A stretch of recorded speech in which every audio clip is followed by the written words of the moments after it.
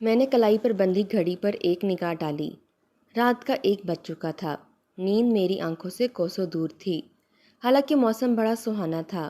نیند نہ آنے کی وجہ شام میں ہونے والی تکرار تھی، جس نے شدت اختیار کر لی تھی۔ بس یوں سمجھ لیں اچھی خاصی لڑائی ہو گئی تھی۔ یہ جھگڑا میرا اپنی بیوی سے ہوا تھا، اور حسب معمول کھانا میں نے چھت پر ہی کھایا تھا۔ اس سے پہلے کہ میں دوبارہ چھت پر جاتا، ہلکی ہلکی بارش شروع ہو گئی تھی۔ میں ماں جی کے کمرے کی طرف چل پڑا۔ جب میں کمرے میں داخل ہوا تو وہ عشاء کی نماز ادا کر چکی تھیں۔ میرا بچہ آ گیا۔ ماں جی نے جائے نماز کو اکٹھا کرتے ہوئے کہا، کھانا کھا لیا؟ وہ جائے نماز الماری میں رکھ کر واپس پلٹی تھیں۔ میں چپ چاپ بیٹھ گیا۔ وہ بھی میرے پاس آ کر بیٹھ گئیں۔ بولی، پتر پریشان نہ ہوا کر، وہ تو ہے ہی ایسی۔ جب سے بیاہ کر گھر لائے ہیں، ایک دن بھی سکھ کا سانس نہیں لینے دیا اس نے ہم ماں بیٹے کو۔ انہوں نے شفقت سے میرے سر پر ہاتھ پھیرا۔ میرے سینے سے بے اختیار گہری سانس خارج ہو گئی۔ میں تو اب بھی کہتی ہوں اس سے جان چھڑا لے۔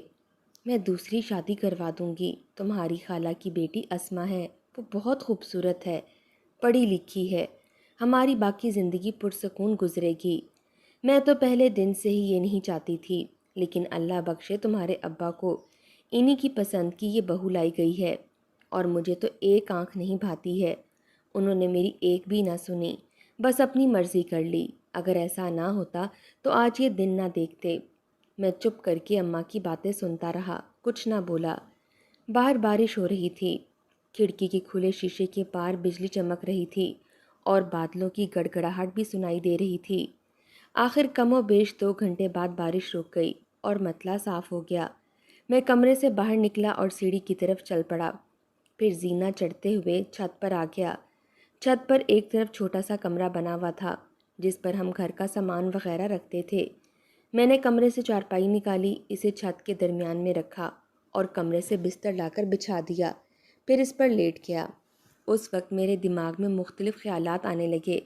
وقت تیزی سے گزرتا رہا، اور اب رات کا 1 بج رہا تھا۔ میں ابھی تک جاگ رہا تھا۔ 2 بجے کے بعد مسجد سے تہجد کی اذان کی آواز آنا شروع ہو گئی۔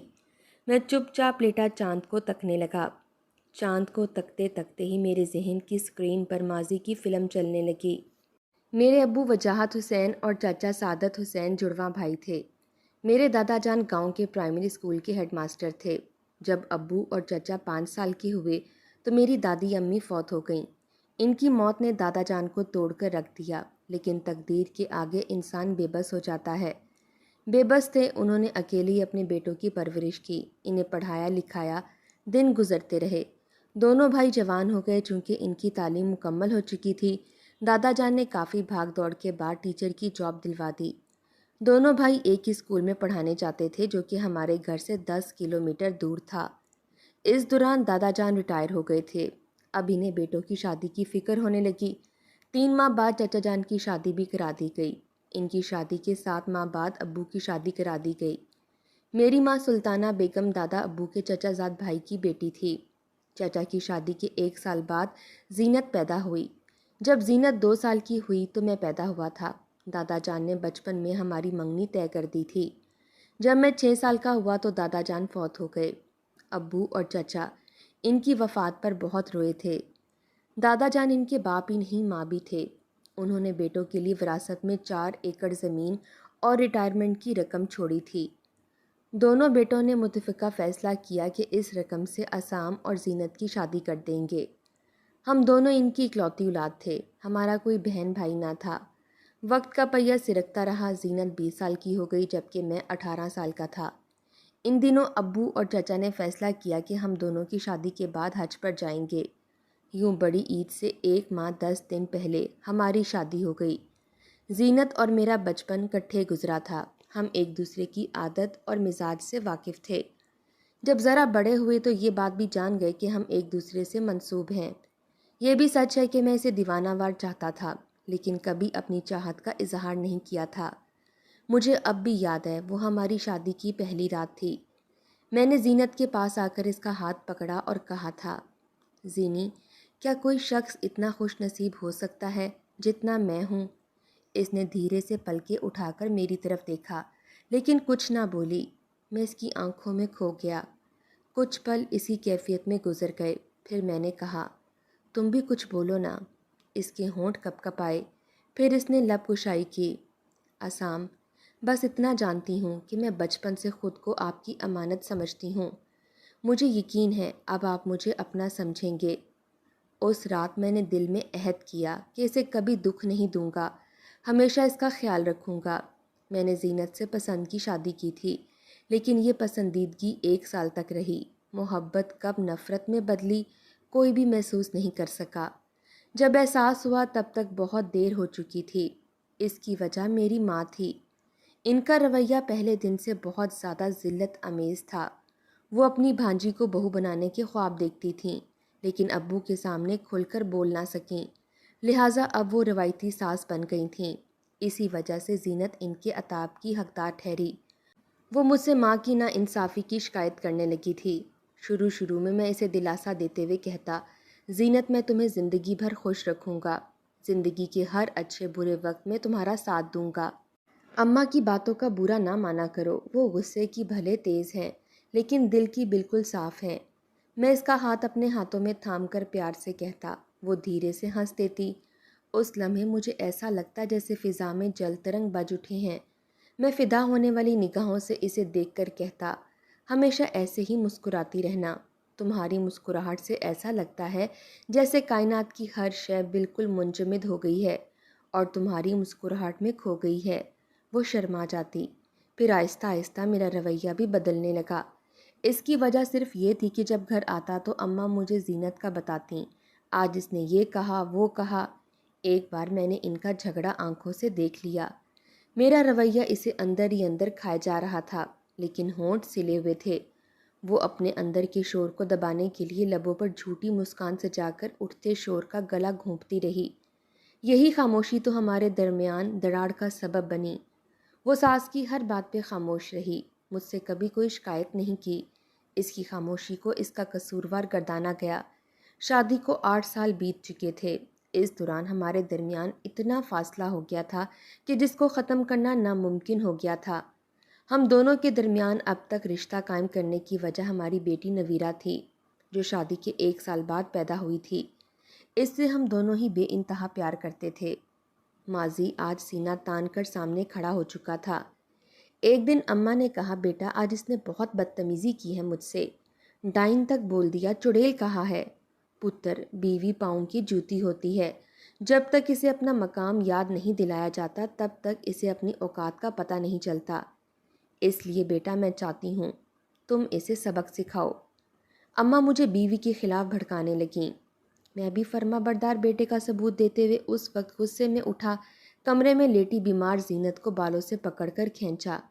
میری ماں سے زبان درازی کی، تیری ہمت کیسے ہوئی؟ میں غصے میں دھاڑا تھا۔ زینت اچانک اس آفت پر حواس باختہ ہو گئی تھی۔ میں نے انہیں کچھ نہیں کہا۔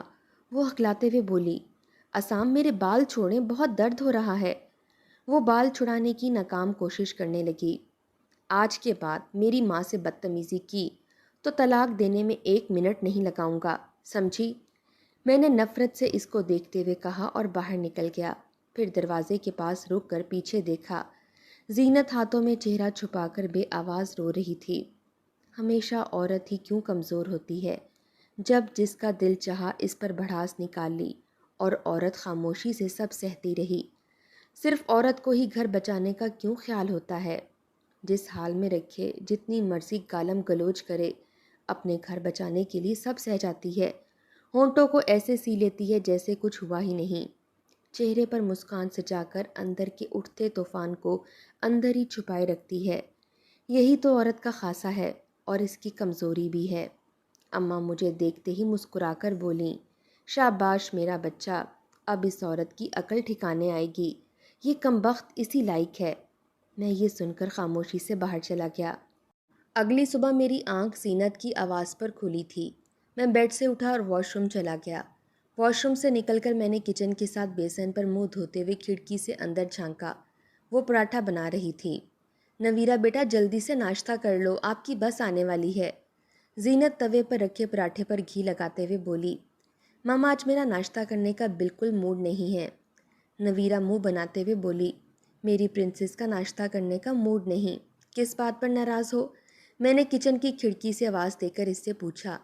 پاپا ناشتہ کرنے کا دل نہیں کر رہا، نویرا نے جواب دیا۔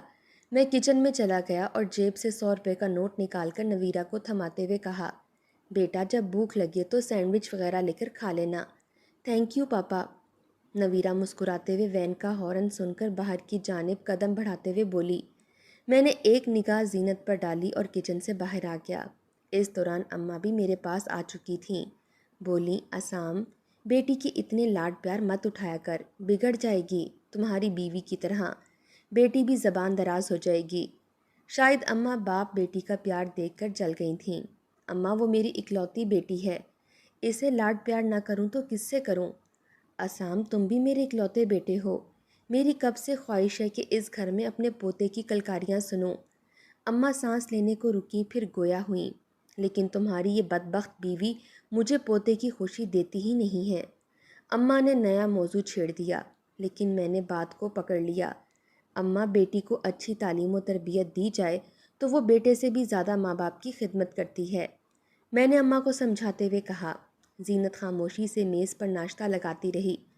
مجھے تیری یہ کتابی باتیں سمجھ میں نہیں آتیں، اماں غصے سے بولیں، پھر وہ اندر جا کر ناشتہ کرنے لگیں۔ میں نے زینت کی طرف دیکھا، وہ زیر لب مسکرا رہی تھی۔ میرے سینے سے گہری سانس خارج ہو گئی، نہ جانے کتنے دن سے وہ مسکرائی نہیں تھی۔ مسکراہٹ جو ہر وقت اس کے چہرے کا احاطہ کیے رکھتی تھی، اب ایسی گم ہوئی تھی کہ بھولے سے بھی وہ کبھی ہنستی نہیں تھی، جس کی پہچان ہی اس کی ہنسی تھی۔ اب اس میں خاموشیوں نے ڈیرا جما لیا تھا۔ چمکتی سیاہ آنکھوں میں ویرانیاں چھپ گئی تھیں، آنکھوں کے گرد سیاہ حلقے نمایاں ہو چکے تھے۔ اس کے دائیں گال پر پڑنے والا وہ ڈمپل جو اس کی مسکراہٹ سے اور گہرا ہو کر خوبصورتی میں اضافہ کرتا تھا، اب اس سے دور تھا۔ وہ جیتی جاگتی ویرانی کی تصویر بن چکی تھی۔ میں جانتا تھا جب اس کا دل بہت زیادہ پریشان ہو جاتا ہے وہ اپنی حسین یادوں میں جائے پناہ ڈھونڈنے لگتی ہے۔ میں آفس میں سارا دن کام کرتا رہتا تھا، ہم دونوں ذہنی طور پر ڈسٹرب تھے۔ دوپہر کے وقت اماں نے کال کی اور روتے ہوئے کہا، پتر ابھی کچھ دیر پہلے زینت نے پھر لڑائی کی ہے، اس نے طلاق بھی مانگی ہے۔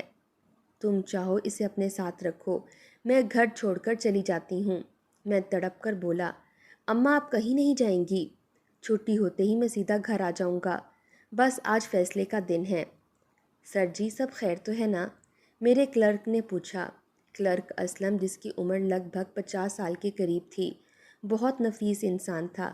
میں نے اسے ساری تفصیل بتا کر کہا، اب آپ مجھے مشورہ دیں کیا کروں؟ وہ ٹھہرے ہوئے لہجے میں بولا، سر آپ بس صبر سے کام لیں، اللہ بہتر کرے گا۔ باقی اتنا یاد رکھیں تالی کبھی ایک ہاتھ سے نہیں بجتی، کچھ قصور ماں جی کا بھی ہوگا۔ میں نے گہرا سانس خارج کیا اور باقی کا کام نپٹانے لگا۔ زینت کچن کا سارا کام سمیٹ کر لان میں بیٹھی میرا انتظار کر رہی تھی۔ شادی کے بعد اس کی عادت میں یہ بات شامل ہو گئی تھی، جب تک مجھے کھانا نہ کھلاتی تب تک خود بھوکی رہتی، چاہے صبح سے شام ہو جائے۔ میں ہمیشہ اس کے خلوص کو جوتی کے نوک پر رکھتا تھا۔ گاڑی کا ہارن سن کر بھاگ کر اس نے گیٹ کھولا تھا۔ جب گاڑی اندر آ گئی تو اس نے گیٹ بند کر دیا۔ میں گاڑی پارک کر کے اندر کی طرف بڑھا۔ میں کھانا لگاتی ہوں، آپ فریش ہو کر باہر آ جائیں۔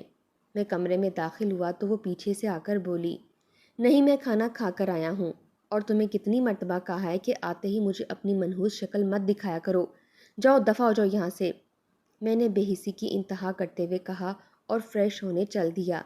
پھر جاتے جاتے اچانک پلٹا، ہاں سنو، میں نے خلا کے لیے ایک وکیل سے بات کی ہے، وہ جلدی کاغذات تیار کر دے گا۔ مجھے اماں نے بتا دیا ہے تم خلا لینا چاہتی ہو۔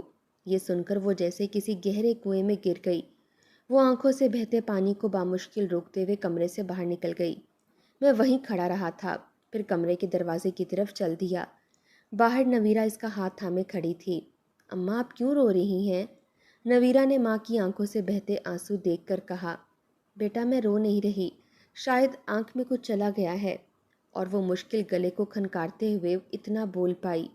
آنسوؤں کا ایک گولا تھا جو اس کے حلق پر اٹک گیا تھا۔ ارے کمبخت ماری کدھر مر گئی، جلدی سے دودھ لا دے، مجھے دوائی کھانی ہے۔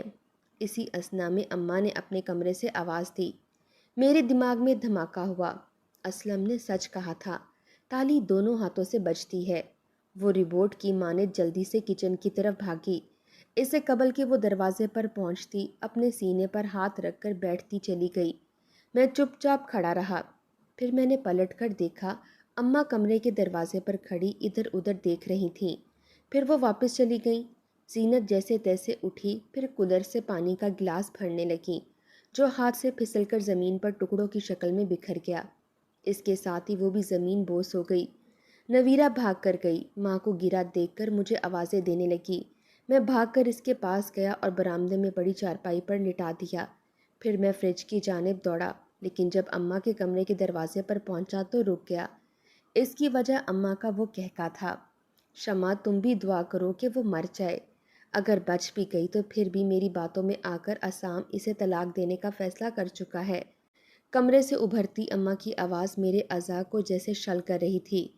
وہ فون پر بات کر رہی تھیں۔ پاپا پاپا، نویرہ کی پکارنے پر میرا ساکت وجود متحرک ہو گیا۔ اماں کو بہت کچھ کہنا چاہتا تھا، لیکن ابھی مجھے زینت کی فکر لاحق تھی۔ میں تیزی سے بھاگ کر پورچ میں گیا اور گاڑی نکالی۔ میں گاڑی برآمدے کے پاس لے آیا، پھر زینت کو پچھلی سیٹ پر لٹایا ہسپتال کی جانب روانہ ہو گیا۔ ڈرائیونگ کرتے وقت میرا دماغ پھٹ رہا تھا۔ کل شام والا جھگڑا شدت سے یاد آنے لگا۔ تمہیں میں نے کتنی بار کہا ہے میرے سامنے زیادہ پٹر پٹر بولا مت کرو، لیکن تم پر تو کوئی اثر ہوتا ہی نہیں ہے۔ وہ گزرتے وقت کے ساتھ پہلے روز سے ہی خاموشیوں کی گہرائی میں اترتی رہی۔ پہلے صرف مطلب کی بات کرتی تھی یا صرف ہوں ہاں میں جواب دیتی تھی۔ منحوس جب سے اس گھر میں آئی ہے، اس وقت سے ہمارے سروں پر منحوسیت کے سائے لہرا رہے ہیں۔ پتہ نہیں کب جان چھوٹے گی۔ اماں قہر بھری نگاہ اس پر ڈالتے ہوئے بولتیں، اور اس کی آنکھوں میں پانی کے ستارے جھلملانے لگتے، اور وہ خاموشی سے خود کو منظر سے غائب کر لیتی۔ میں کتنا پاگل تھا جو اس کے خلوص کو دھتکارتا رہا، اس کے وجود کو میں کمتر سمجھ رہا تھا۔ میرے مالک مجھے معاف کر دینا۔ اماں کی بتائی باتوں پر آنکھیں بند کر کے یقین کرتا رہا۔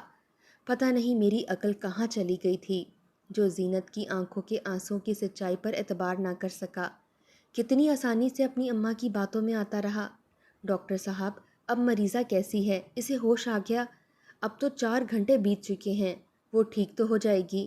میں بھاگ کر ڈاکٹر کے پاس گیا اور بےتابی سے پوچھا۔ حوصلہ رکھیں مسٹر عصام، تھوڑی دیر میں انہیں ہوش آ جائے گا۔ ان کی حالت اب کافی بہتر ہے۔ فی الحال مریضہ ابھی دوائیوں کے زیر اثر ہیں۔ انہیں انجائنا کا شدید اٹیک ہوا تھا۔ اگر آپ بر وقت ہسپتال نہیں پہنچتے تو کچھ بھی ہو سکتا تھا، لیکن آپ تسلی رکھیں، وہ بالکل ٹھیک ہے، فکر نہ کریں، سب ٹھیک ہو جائے گا۔ اسی دوران میرے پیچھے بھی آہٹ ہوئی۔ میں نے پلٹ کر دیکھا، اماں آ رہی تھیں۔ وہ قریب آئیں، میں اٹھ کھڑا ہوا، ان کا ہاتھ پکڑ کر وارڈ سے باہر آ گیا۔ میں نے لے کر ہسپتال کی عمارت سے باہر نکل آیا تھا۔ پھر میں نے ٹھہرے ہوئے لہجے میں کہا، اماں آپ یہاں سے چلی جائیں۔ آپ سمجھ لینا، ہم لوگ آپ کے لیے مر گئے ہیں۔ آپ کو اپنا گھر مبارک ہو، ہم اب اس گھر میں کبھی نہیں آئیں گے۔ اب آپ جا سکتی ہیں۔ بیٹا یہ کیا کہہ رہے ہو تم؟ اس چڑیل کی باتوں میں آ گئے ہو جو تمہیں مجھ سے دور کر رہی ہے۔ میں اسے زندہ نہیں چھوڑوں گی۔ اماں چلائیں۔ اماں بس کریں، آپ کی اس گھٹیا سلوک کی وجہ سے میں اسے یہاں سے دور لے کر جا رہا ہوں۔ میں تکلیف بھرے لہجے میں بولا، آپ کے رویے کی وجہ سے میں نے ایسا غلط رویہ اس کے ساتھ رکھا۔ اماں میں نے آپ کی ہر بات پر سر تسلیم خم کیا، کبھی کسی بات کو نہیں جھٹلایا۔ آپ کی باتوں میں آ کر اپنی من چاہی بیوی کے ساتھ اتنے سال ظلم کرتا رہا۔ اماں کاش آپ ذرا سا دل بڑا کرتیں، زینت کو صرف ایک دن اپنی بیٹی کا رتبہ دے دیتیں تو آپ خود اس کی خوبیوں کی متعارف ہو جاتیں، لیکن آپ کو تو اس سے اللہ واسطے کا بیر ہے۔ میں بہت مشکل سے اپنے آپ کو کنٹرول کیے ہوئے تھا۔ اگر آج اماں کی جگہ کوئی اور ہوتا تو معلوم نہیں اس کا کیا حال کرتا۔ اماں آج کے بعد میرا آپ سے کوئی واسطہ نہیں ہے۔ جب آپ کو میری خوشی سے زیادہ اپنی بھانجی عزیز ہے تو ٹھیک ہے، آج سے میں آپ کے لیے مر گیا۔ زینت 5 دن ہاسپٹل رہی۔ اب اس کی طبیعت کافی سنبھل گئی تھی۔ اس دوران میں نے اپنا گھر خرید لیا تھا۔ 6 دن زینت کو ڈسچارج کر دیا گیا۔ میں ڈسچارج شیٹ بنوا کر کاؤنٹر پر بل ادا کرنے کے بعد اسے بازو کے حصار میں لے کر گاڑی تک لے آیا۔ گاڑی گھر کے راستے کی بجائے دوسری طرف دیکھ کر زینت الجھے ہوئے انداز میں بولی، یہ راستہ گھر کی طرف تو نہیں جاتا۔ میں نے گاڑی کا اسٹیئرنگ گھما کر موڑ کاٹا۔ زینت ہم اپنے گھر جا رہے ہیں، جہاں پر ہر سو خوشیاں ہوں گی، میں نے اطمینان سے جواب دیا۔ کون سے گھر؟ زینت کی الجھن مزید بڑھ گئی۔ میں نے نیا اپارٹمنٹ خرید لیا ہے، ہم وہیں رہیں گے۔ اب کبھی میں واپس اس گھر میں نہیں جاؤں گا، ورنہ مجھے تمہارے ساتھ کی گئی زیادتیاں مار ڈالیں گی۔ میں نے بے بسی سے کہا۔ عصام پلیز بھول جائیں، جو بھی ہوا ایک غلط فہمی کی وجہ سے ہوا، اب ایسی کوئی غلط فہمی ہمارے درمیان نہیں بن پائے گی۔ زینت پرعزم لہجے میں بولی۔ پلیز اپنے گھر چلیں، اماں پریشان ہو رہی ہوں گی۔ انہیں جب میری خوشی عزیز نہیں تو میں کیسے ان کی پریشانی کا خیال کروں؟ میں اس موضوع پر بات نہیں کرنا چاہتا، میں مضبوط لہجے میں بولا۔ اسی بحث میں ہم فلیٹ پہنچ گئے۔ نویرہ کو اپارٹمنٹ بہت پسند آیا تھا۔ ابھی ایک دن ہی گزرا تھا کہ اماں کی کال آ گئی۔ زینت نے فون میری طرف بڑھا کر کہا، پلیز میری خاطر میری چچی سمجھ کر بات کر لیں۔ میں نے نہ چاہتے ہوئے بھی ریسیور تھام لیا۔ دوسری جانب اماں روتے ہوئے کہہ رہی تھیں، گھر آ جاؤ بیٹا، میں جان گئی ہوں کہ وہ بہت سلجھی بچی ہے، میں نے اس کے ساتھ بہت ظلم کیا ہے، میں نے اتنے سال تمہارا دل خراب کیا تاکہ تم اسے چھوڑ دو، لیکن سچ میں اس نے ثابت کر دیا وہ میری بہترین بہو ہے۔ بیٹا گھر آ جاؤ، یہ گھر سونا ہے تمہارے بغیر، کون ہے میرا تمہاری زینت اور نویرہ کے علاوہ؟ بیٹا پلیز گھر آ جاؤ۔ اور میں زینت کی طرف دیکھ رہا تھا۔ زینت نے مجھ سے منت کی، ہاں ہم گھر چلتے ہیں، اس طرح ماں کو اکیلا چھوڑنا ٹھیک نہیں ہے۔ اور یوں ہم تینوں اپنے گھر چلے گئے، اپنی ماں کے پاس۔ میری ماں کو اب احساس ہو چکا تھا کہ وہ کتنا بڑا ظلم کر رہی تھیں بہو کے ساتھ، لیکن کوئی بات نہیں، دیر آئے درست آئے۔